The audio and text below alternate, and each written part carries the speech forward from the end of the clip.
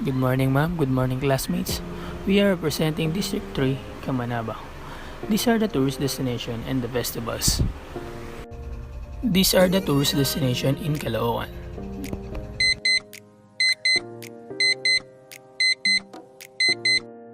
Bonifacio Monument.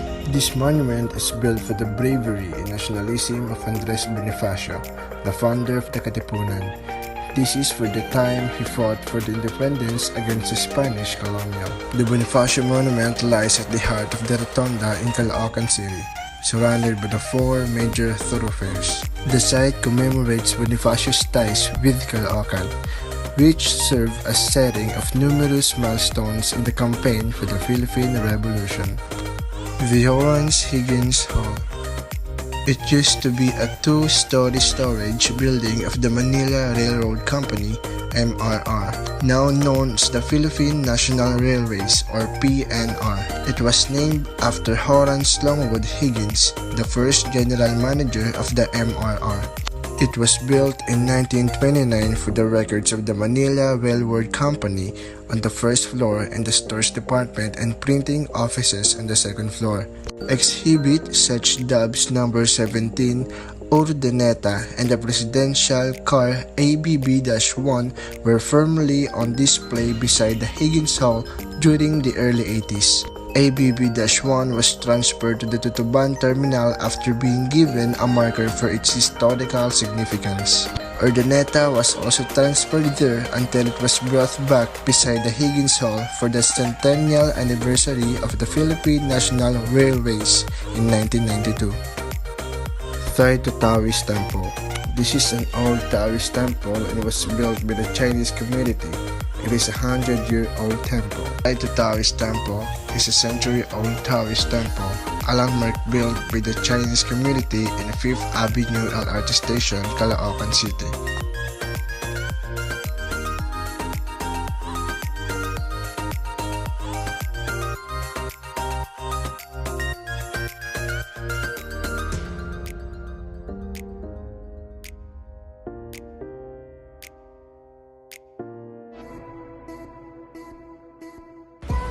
Pamaypay ng Caloocan Festival.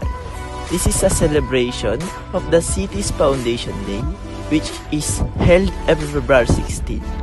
This showcases the use of pamaypay on techno-modern folk street dancing competitions.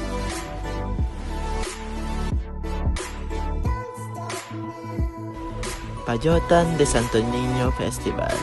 This is a colorful procession or parade of different Santo Niños.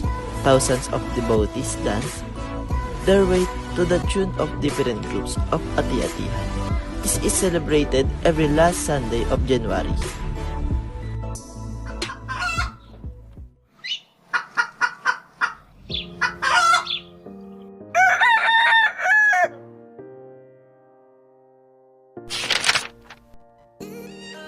The first picture is the Asilio de Huerfanos. This picture was taken around February of 1890.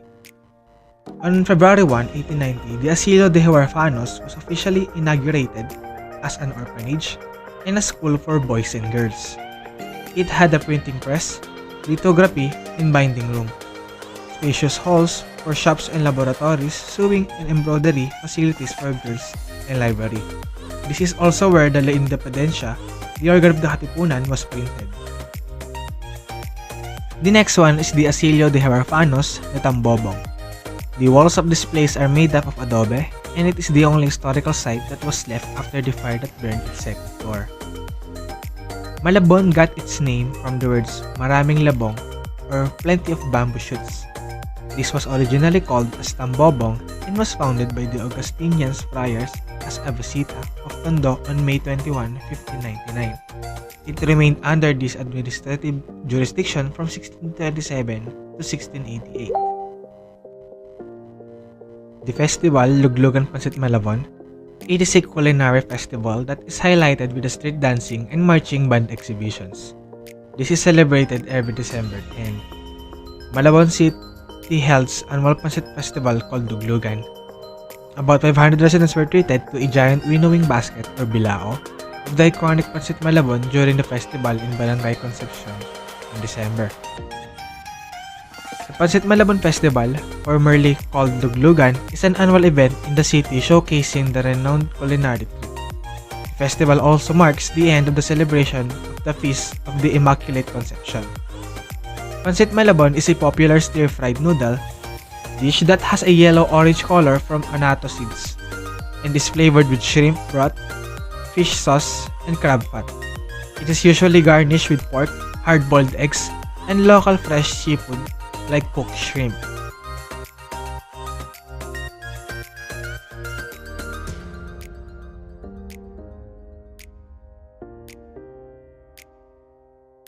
San Jose de Navotas Parish Church. This is the oldest parish church in Navotas. It was built in 1838 to 1862. It was canonically erected on July 1, 1859. It was in 1860, under the helm of Father Matias Naboa, that the main altar was completed. The cemetery was inaugurated and the belfry was erected. Right from the start, the parish boasted of a spacious churchyard. The Navotas Centennial Park, or also called C4 in Navotas. This is a waterfront park in Navotas, Metro Manila, facing the Manila Bay. It is the largest open space in the city and is Camanava or Northern Manila District version of Baywalk. A popular jogging, strolling, and skating spot among local residents, the park runs along the waterfront from the Arten Bridge, also known as Bangkulasi Bridge, to the Modas Bus Terminal just off Circumferential Road 4 in Bagong Bayan North.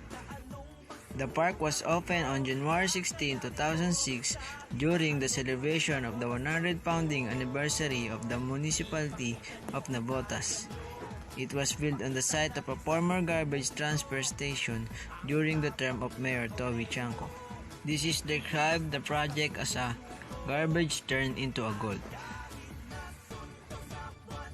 The park hosts a variety of activities and local government celebration throughout the year, including the annual Pangisdaan Festival, commemorating the founding anniversary of the fishing capital of the Philippines, and the Bangkang Disaguan race launched by Mayor John Ray Chanco in January 2017.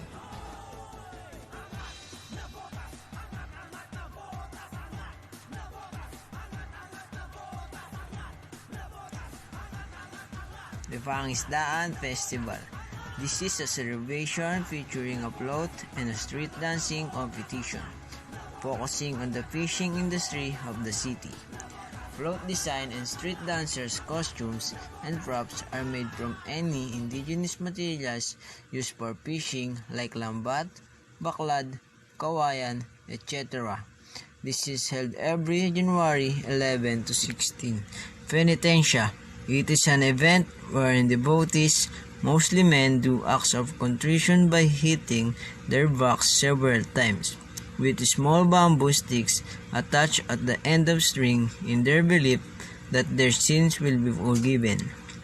This is done during Holy Friday of the Holy Week.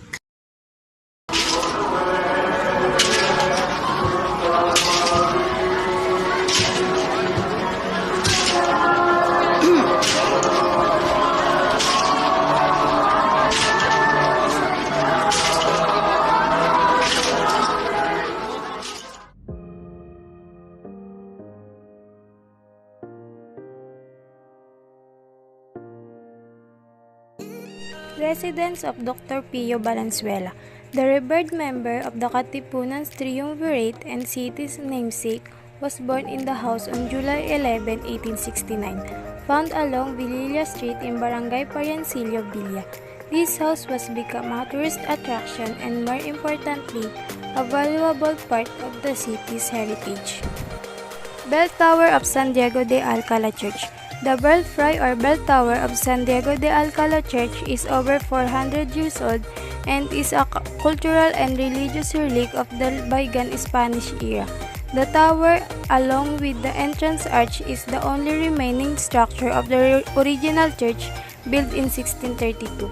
The main structure of San Diego de Alcala was destroyed during Japanese rule and has since been rebuilt and renovated, serving as an aesthetic counterpoint to the largely unchanged tower.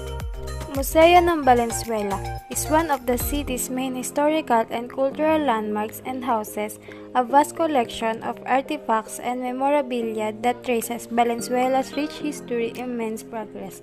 The sprawling museo, with its impressive architecture and preserved Spanish aesthetics, is a shining symbol of Valenzuela heritage and is likewise a choice venue for cultural and artistic events as well as public seminars and conventions. Manupo San Roque Festival. It is held every May 12th, is also known as the patron saint in the unmarried. There are countless tales of single girls who dance and prayed in the procession and who claim to have found their husband during the fiesta.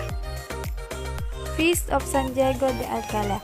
It is held every November 12th. Is the feast of the oldest church in Valenzuela City, which include annual boat racing, street dancing, and different activities of the festival.